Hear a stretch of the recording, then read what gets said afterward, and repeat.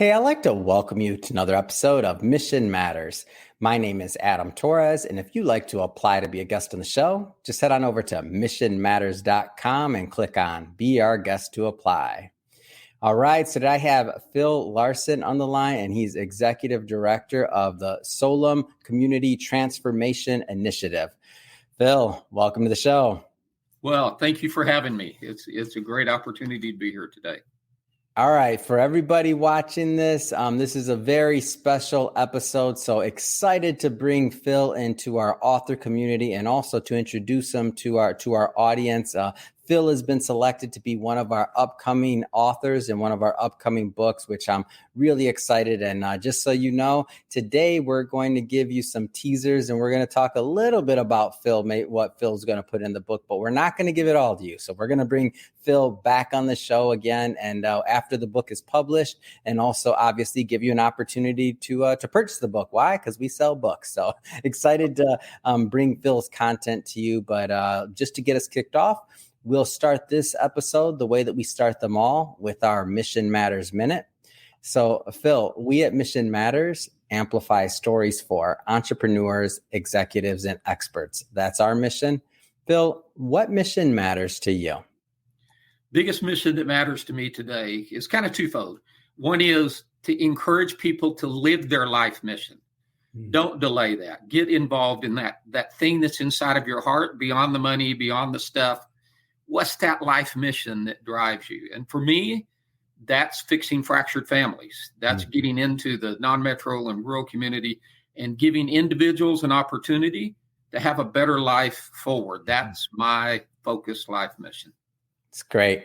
Love bringing mission-based individuals on the show to share why they do what they do, how they do it, and really how they aim to make a difference in the lives of others. So great stuff there. And we'll definitely do a deep dive into Solum and how you're really helping fix fractured families. But first I want to go back, maybe take a couple steps back. So how did you get started on this path, to what you're doing today? Well, let's see if we can do that succinctly, right? I had always had a focus, and I've worked in community and been a corporate fixer. That's just what kind I've done my whole career.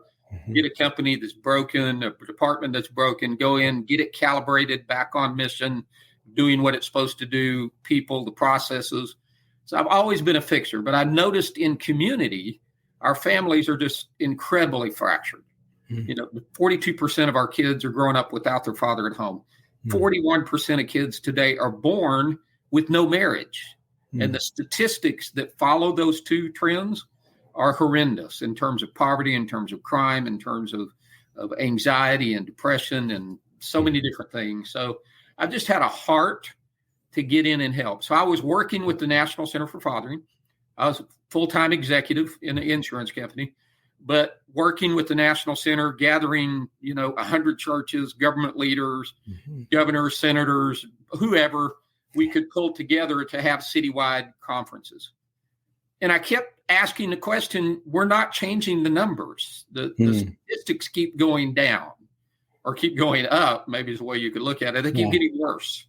It's not changing. We're having all these things. We're spending hundreds of thousands of dollars in big seminars and gathering all these people, but it's not changing the fracture. And so I'm guessing, so as you mentioned, you're a corporate guy, corporate America. This had to be driving you crazy to see this day in and day out.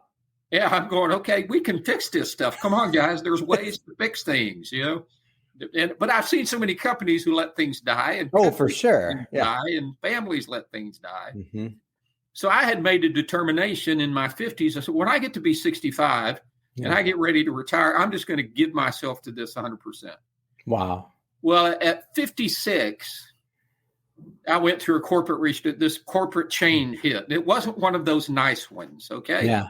There's nice corporate change and there's not so nice. And this was not a nice one. And I just looked at it and went, gosh, I'm 56. Why not flip the number and do it now? Why not just say, okay, I've had enough of this. I'm just going to go face to face with the most broken people I can find.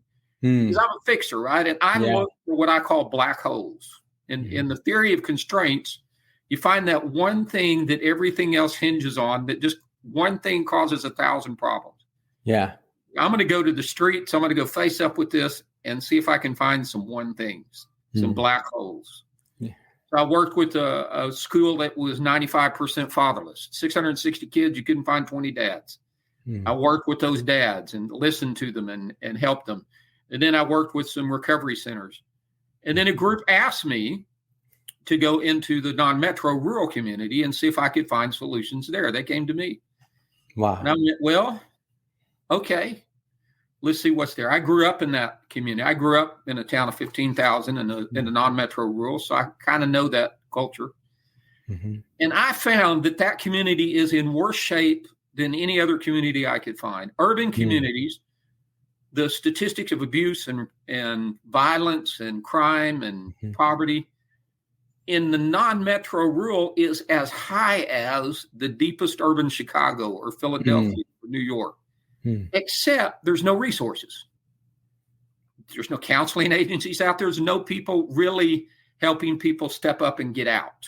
There's all of the government stuff, right? There's AFDC and there's food stamps and there's housing allowance and all those things, but there's not the resources to step up and get out. So the county attorney came to me while I was working in this community to look for solutions and said, would you work with probationers and parolees? And I went, you're going to give me access to the most broken families in the county, right? We're going to go to the hardest situation and start there. I'm going, well, that sounds like a black hole to me. You asked for it. Yeah. I was looking. You asked for it. Presented. And, Sun Tzu says opportunities multiply as they are seized. And So I began to work face to face and adopt some evidence and research-based things that I was trained in to work in the community, because they told me what they were doing. And I said, well, what you're doing will result in two things. It will result in those people being pissed and poor. They're going to spend money doing what you want, but it's not going to give them any results. And now they're not going to listen to the next thing you ask them to do. Right. So let's shift it. Let's change it and let's really get engaged. And I began to engage one-on-one. We've now graduated 750 in one rural county. Wow. In 8 years. That led to discovering some things because we needed to listen. As I put it, if you want to solve a problem, figure out who's in the middle of it, go to their curb, pull up a piece of that curb, sit down and listen. Right? Listen along and speak short. Really get deep in there and begin to listen. And I began to listen and begin to study things like Bridges Out of Poverty and the AHA process and just a myriad of different things that I already had studied and continued to study and continued to educate myself in current psychological principles and things that are going on. And I heard a voice saying, we want help. I found people who really were responsive. Like a friend of mine, he was one of the first one, the second group we had, 14-year meth addict. Wow. Number one meth cook in the county. Never went to jail for meth, went to jail for pulling guns on people and beating them up. And I didn't think we reached him. A year later, I find him. He said, I'm doing everything you encouraged me to do, and my life's getting better. Wow. A year later, he found me again and said, I want to work with you. And I'm going, I don't know about this. Really? I said, well, let's take a gamble. He came and for 4 years attended every session I did with other people. When they would come in, they'd go, well, that's the guy who pulled a gun on me when I was a teenager. That's the guy who sold me drugs. I crash on his. Come on, Phil. You can't make this up. Wow. No, I'm going, yeah. And and for context, these are small communities. So this isn't a, million person or metro area, or this is so people know each other. Yeah, when you get into these cities, the city might have 4, 5, 6, 10,000, maybe 15,000 people in these areas. And a whole county may have 20 to 40,000 people. So everybody's other brothers, mothers, cousin, uncle connects. Yeah. And that means that you have an opportunity, like Gladwell writes about, to be a tipping point. So if we keep touching and touching and touching, and we help this person who takes that back to their family, who takes it back to their family, pretty soon you're going to hit that what Gladwell calls the 11% marker, that you've influenced the whole county, which we have done in that county. We have far surpassed that marker. Wow. And I've seen people who, they grew up in sexual abuse from the time they were 6 until the time they were 12, all sorts of situations I don't want to go into that nobody wants to know they're real, but they're very real and they're very common. 1 out of 2 women in these communities is physically assaulted by age 30. 1 out of 2. But when I'm working with the broken families, it's 1 out of 1. Right? When we're talking about sexual assault with females, it's pretty much 100%. And we want to put these things to the side, but they're rampant. And they're generational abuse, generational sexual assault, generational poverty. But it just takes one person to break that generational flow, take their family and their kids out of that stream and set a new track. And we began to see that happening over and over and over just in our limited approach, just in our workshops. We began to see that. And I'm going, this is amazing. Just giving people a little hope. Yeah. And some tools. How do you listen to other people? How do you apologize? How do you ask for forgiveness? How do you give it? How do you respond to somebody who's angry? Those type of items began to move people out of probation. They started completing their probation at double the numbers of those who didn't go through our programs. That's big. When you think about something that's trackable, first off, like if we just kind of get back to the business side of things, like you were looking for a measurable result to make a difference, number one, and to possibly reach in these multiple different communities, that tipping point that you mentioned from Malcolm Gladwell. So if you have this measurable result, it seems to me like, and I'm sure you can explain more on this, but the ramifications of what that means on the overall system. So not just the houses or not just the households involved, and obviously the generation and the individuals involved, like that's the main goal. But when you think about the prison system, a lot of the other things along the chain of resources, just resources being used, like it's like things can be shifted to things that can help more. It seems like because you're solving a problem there. Huge, absolutely huge. And, the United States is the most incarcerated nation in the world. Yeah. In the 1980s and the 1990s, we went into a track of incarceration that we're just beginning to edge out of. About 3 million people on any given day are in jail or prison. 4 million are on probation and parole. Now listen to that.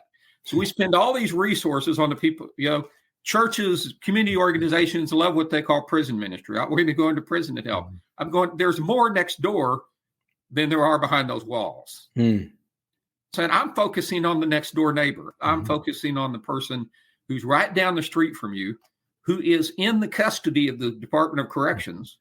They're just sentenced in the community instead of sentenced inside of a building. And without change, 67% are going to recidivate and go to prison.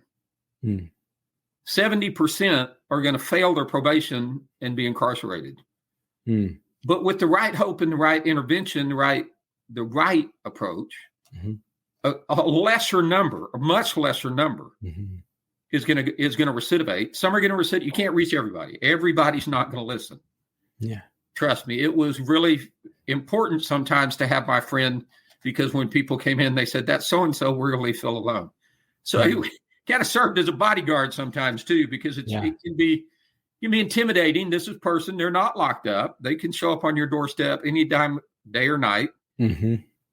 But we just saw such a beauty happen in the community. So we were in the process of shifting to include online interactive training.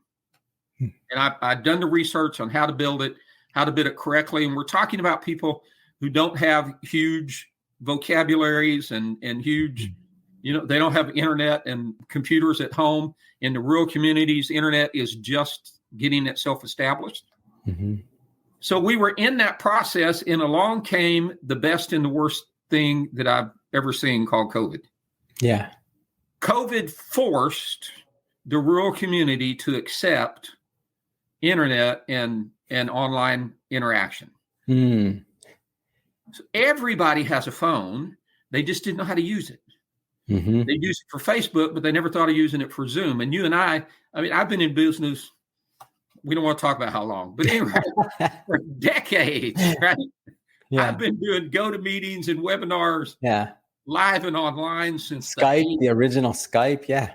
before there was email. I mean, we go way back with them. So it was expensive, but I couldn't fly to New York to meet with somebody for 20 minutes. We hook up and you do that. So now it's so accessible. It's nothing. There's no cost to it almost, especially to the participants. Mm-hmm. So it forced the hand of the rural communities to accept that. So when COVID hit, I just opened a new training center. We closed it immediately because we couldn't have anything face-to-face. I'm dealing with the population with low health sensitivity. Mm-hmm. It already was dangerous. Now it's super dangerous. Right. And so we just had to close it and go online. Everyone else in the community shut down and just quit helping. Mm-hmm. We went online. We did not miss one day. Amazing. Some days I would be converting. It took me 12 hours to convert 1 hour of a workshop, and the workshops were 20 hours. So 240 to 300 hours of conversion time, recording things in 5 and 6 minute segments and building questions and designing it so it's interactive, just like our workshops were, but only online, was exhausting. I had people who came alongside and helped us, and it just was exhausting. And we were testing it and giving it to people 3 minutes after we built it. So talk about live pilot. If you're in a business, you're going to pilot something. We were live pilot every day, and we could adjust and adjust and adjust. So now we've gone 2 years of doing that. Amazing. We do a weekly Zoom, and it's discussion mode. We can talk. What's going on in your life? What's happening? And then the training happens interactive during the week on their phone. Most of them, they get off work, they go to the parking lot, hook into their work internet and do it there, or go to the Walmart parking lot. I have a lot of Zoom meetings with people in their cars. Yeah. Because they're in the rural community, they have to find a place where they get decent data. Mm-hmm. So it really has worked. And I found the comprehension levels going up versus what we were doing online, which surprised me and pleased me. It meant we're doing the right thing and we're doing it in the right way. And people don't have to stop their life, go to a workshop, leave their family, go back home, and miss a day or two a week of their family time to learn how to be a parent. Yeah, this is one of the big benefits. I mean, and a lot of industries went through this, right? So we're talking about telemedicine, right? Doctors from both sides of the coin on that one, right? So maybe doctors that weren't always, adept to the or on the same mission to make that happen quickly. So rightfully so, medical profession can move kind of slow, right? Sometimes. So now you're forced to do it, right? And we saw a lot of things could be done online, and then vice versa. Other people that maybe wouldn't go into the doctor or seek healthcare when they needed it. Now it's more accessible, and the adoption rate went up on really both sides on that. So I'm curious, adoption rate, or give us some results on this, what you've been doing over the last 2 years. How's that been? Well, we've had great results since I was working in one county, and that group of probation officers kept sending people. And this year, now they've adapted. They sent me more people this spring than they have sent in 5 years. Oh my gosh. So to say it's working. Whoa, guys, slow down. Because at the same time, we got another one for Phil. At the same time, we began to talk to other non-metro counties because we had the model built. The pilot was run. The model was built. We knew what worked. We had evidence-based, research-based approaches. So we began to call in other non-metro counties. I had probation officers break down crying on the phone. They just said, nobody's ever offered to help us. We don't have anything. We've never had anything. And you're going to help? How much are you going to charge? I said, I'm not going to charge you anything. If you have some grant or something you can help us find. I said, otherwise, because I believe if we will offer first, the resources will come. Robert Schuller, great thinker, once said, there's no lack of money, there's just lack of good ideas. And I agree with that. So I said, as long as we can continue to serve, as long as my bills are paid, we will keep extending, understanding that somebody's going to come alongside and say, we like that. We want to help too. Mm-hmm. And we can keep extending. So we've extended into 6 additional counties in the last 3 months. Wow. In the next 10 days, I meet with representatives of the entire state of Oklahoma for community sentencing and probation and parole officers for 20 counties. And I'm just taking a breath going, okay, what is August going to look like? I'm going to take one for you, Phil. Well, but we're poised. Remember, I am a corporate guy. Of course. Also, I'm a nonprofit guy. So at one stint, I oversaw a large nonprofit, and I had 457 volunteers reporting in my structure. I had over 100 outreaches and 457 volunteers. So I know what it takes to organize that and to train people and to do the backgrounds and things that we need to do.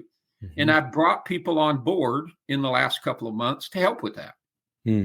People who I know from 20 years of working in the community said, Phil, I want to help. So they're coming in, marketers and great intelligent people who know how to work with volunteers, other people. They're coming in and taking pieces so that I can, at my age, become Lightning McQueen, right? Ah. So the 2 movies, Cars 1 and Cars 3, skip 2, but Cars 1 and Cars 3.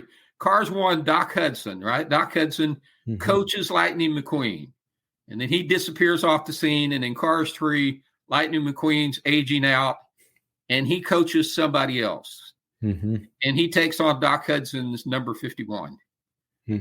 So my wife bought me a T-shirt that has a big 51 on it and says, "You're coach now." It's built, it's running. Begin to coach and empower other people to live their life mission. Other people want to fix fractured families. Other people really believe in lifelong dads. Dads should be lifelong. Kids need lifelong dads. When my 40-year-old daughter and I get together, I walk up and she's got my grandkids. If I don't hug her first, she's not happy. Right? She needs her dad. When I'm around my kids, they want dad first, and then I can hug the grandkids. We need that. I'm not raising them anymore. They're my friends and they're partners in what they do. They're doing their own life mission today. But there's so many people, and they may not be pioneers, right?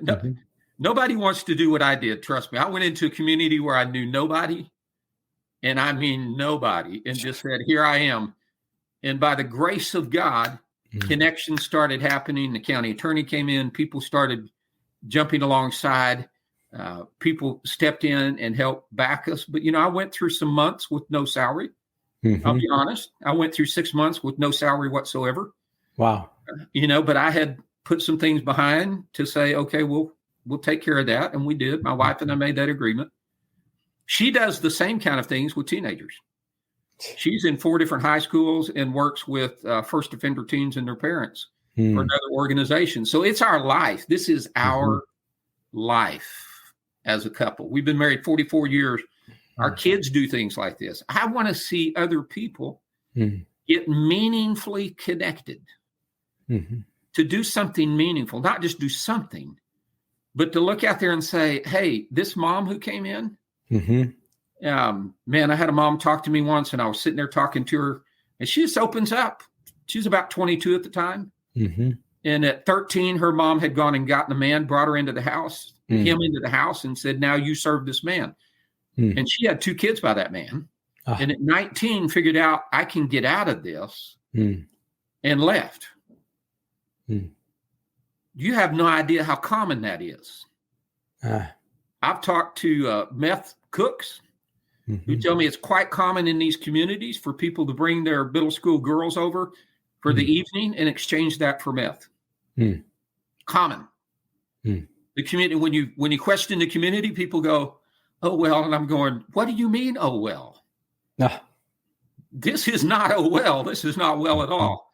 But if we can get to the core of broken families and help fix those fractures, those kind of things become less and less and less. Putting people in prison doesn't stop that. Mm-hmm. Punishing people doesn't stop that. Talking about it doesn't stop that. Mm-hmm. Throwing money at it surely doesn't stop it. Mm-hmm. But compassionate people taking, what you and I know and have learned how to treat people, how in business community, how to listen to people, how to ask questions correctly, how to respect other people, how to work in a community that's completely unlike you. I mean, as a business person, you don't walk in the room and say, well, you're this color and you're this way. You just work with whoever's in the room. Absolutely. And say, okay, we're all here to get this done. Let's do it. Mm-hmm. To take those concepts into fractured families so that they can apply it to their partners. Nobody's married. I can tell you out of the 750, maybe 5 have been married, but all have children. Mm-hmm. So that's by multiple partners usually. There's a lot of fracture there, but it's healable with hope. It's healable with the right application of wisdom principles. There's wisdom principles written down. The oldest things that were written are wisdom principles. Mm-hmm. The oldest written books are wisdom principles. And guess what? They were right then and they're right now. Psychology today studies all those principles and says, oh, I know that was written 3,000 years ago, but we've proven that it works. And here's a practical way to apply it. So we give people practical ways to apply timeless principles to stabilize their life. And then build for the next generation, lay that life foundation, have safe and healthy relationships, and then have an opportunity to build a generation of greatness. It's great. And Phil, one of the things that you mentioned here, and I know you're meeting and working with cities and counties, of course, but you mentioned, resources. Like, how does a project and how does something of this magnitude get funded, and how do people get involved? Because this is a huge undertaking. I don't even know what the number is of these pockets in these communities that are out there in the United States, but I know there's quite a few. Like, how does something like this grow and scale? We're focused on 1 million households. Remember, there's 4 million on probation and parole. 25% live in a rural community. That's 1 million households. And every state has 50 to 60 rural counties like that. Yeah, so there's a lot. And I think so. Obviously, the technology portion of it is huge to be able to connect and to be able to deliver something that maybe couldn't have been delivered before, even before COVID. Like you said, most of these communities didn't maybe adopt the technology at that point, but now technology is in place. So, like the funding side of things, like that's got. Well, we're ready. We desperately need partners. I tell people I'm never desperate, because I'm always going to take the dime in my pocket and take one more step. I don't wait on money. I just move forward. I cut out there and say the money will come, and it has. There's been times it's not, but we're scalable. Everything we've done has been built on scalable platforms running out in the cloud. So it doesn't make a difference if I start 20 counties in the fall and I start another state in January and another state. We are completely scalable in everything we do.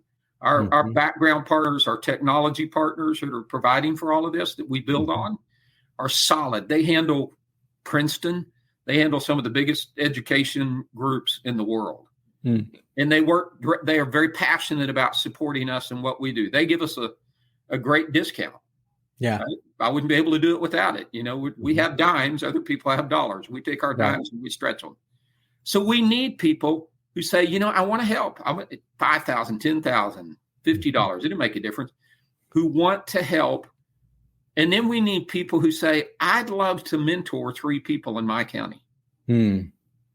Our mentor platform, it's not a training platform as much as a mentoring platform. When I pick my phone up every day, I look and see everyone who's responded to some course somewhere on some question. I look at their answer and respond to them on my phone. Wow.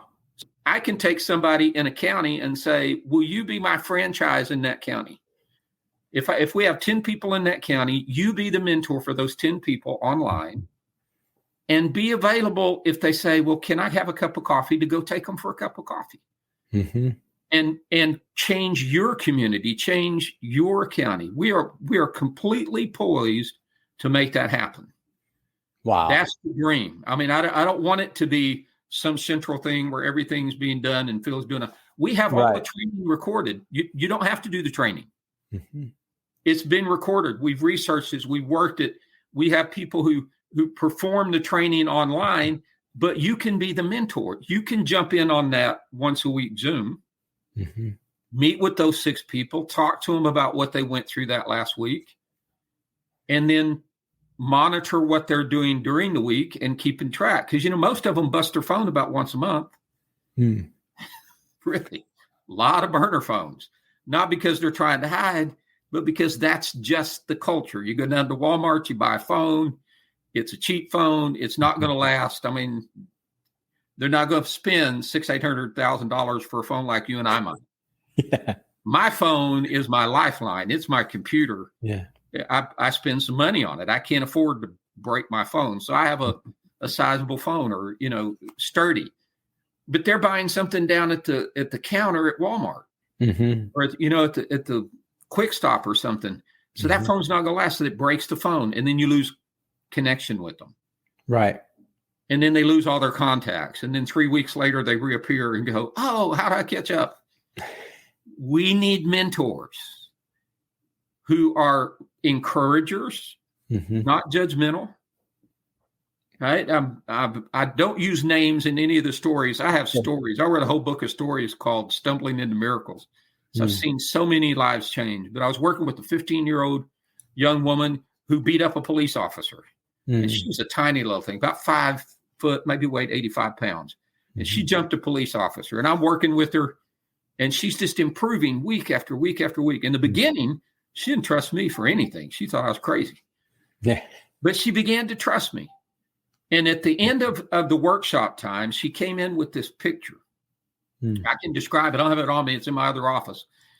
We're in the middle of tornadoes and thunderstorms and all kinds of crazy stuff. So I'm in my alternate spot right now. And she drew this picture on a piece of cardboard. And one side had a black head. And then in the middle was a golden head. And on the other side was a white head. She said, when I came in here, every thought was black and dark. And then I began to apply what we've been talking about, the gold. And now my thoughts are white and bright. And I will never forget that. That was her explanation of her life transformation in 10 weeks. That's all it took. Wow.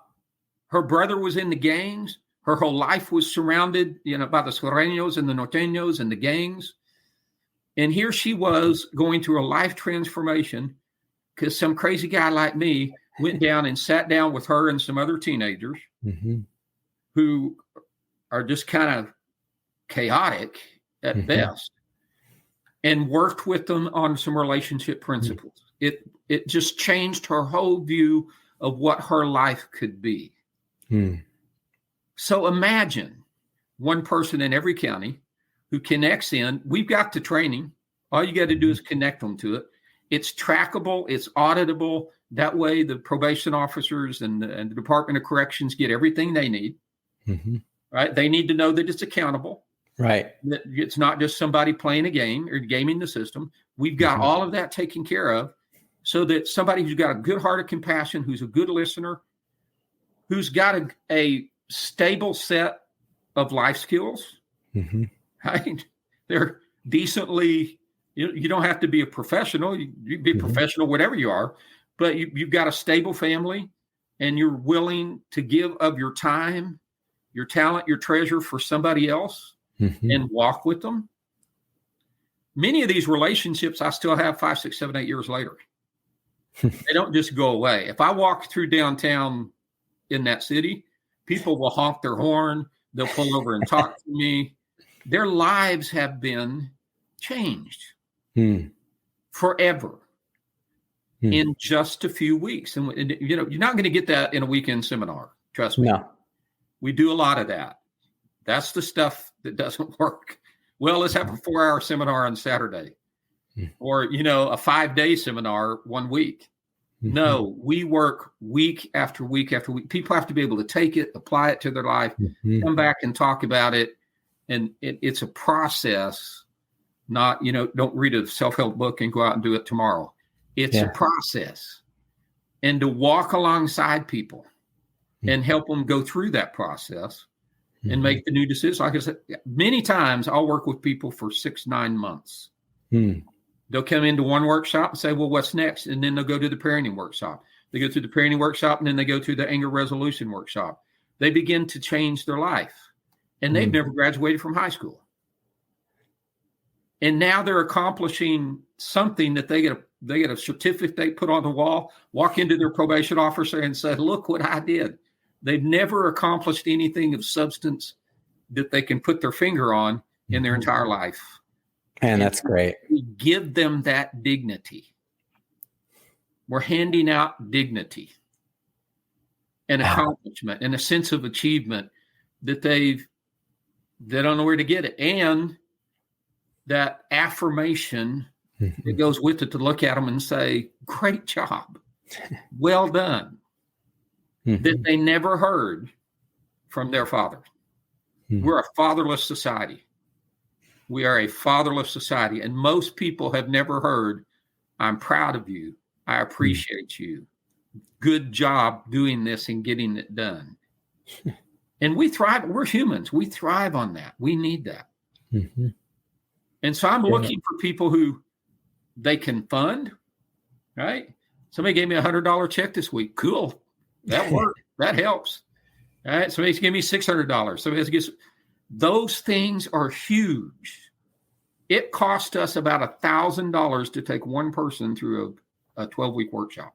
The time investment, I spend personally 3 to 4 hours a day reviewing people's work. It gets exhausting. And I say, I need about 20 people like that right now. But they're going to have to be trained. Because if everybody was doing this way, I wouldn't have to do this, right? We're doing things a little bit different. And it works. So people come in, they may have all sorts of training. They may be a psychiatrist. I don't know. That doesn't make them competent to go sit out on a curb with somebody and walk through in this manner. To be a friend, to be a mentor, to be a coach, to be there to cry with them, to be there to walk through some hardship with them, just to listen, throw that judgment in the trash can and just listen to people. And when they ask for advice, then give it, but until then, don't. And try not to give it anyway. Help them. We give them tools that they can make their own solutions out of. Problem analysis school. How do you work through a problem in a relationship? How do I get my goals? What's a goal? I mean, teach them what a goal is. Absolutely. How to set it and how to begin working on it and do it through life. Goal setting is huge. It underlines everything we do. We talk about goal setting. But most people don't set goals, especially in these communities. They've never set a goal. Their goal is to make it to the end of the week alive. Right. Survival. Their goal is survival. We're teaching them, how about having a goal of retiring? You have to understand, most of these people don't live past 55 and 60 because of the health situations, the conflict, and all these things. So they don't know anybody who's retired. Right. And to look at that and say, Phil, you're 66. I said, yeah, and I'm okay. My bills are paid basically for the rest of my life, as long as, I've done some things financially to prepare. And so I'm not going to just sit there and collect my Social Security and sit in some little hole. If the best things that they've seen is people who are in a little apartment with $600 a month and just barely living, that's retirement. Well, that's horrible. Yeah. And that's the next community that we want to get into, but we're going to work on this one first, because that community is growing. Like 10,000 people a day are turning 65 and they don't have any resource. I mean, you and I both know people they just don't have resource laid aside for that next step, and they can't continue to work at the level that they worked. So we're really focused non-metro, rural, fixing fractured families, probation and parole community. I'll tell you, Phil, for our audience we're really narrow focused. Absolutely. And for our audience and our long-term listeners, as they're hearing your story be told, they know They know why you're one of our upcoming authors, and I'm extremely excited to publish your work and to spread your message to more and more people, because the more people that hear it and that know it, the more they can get involved.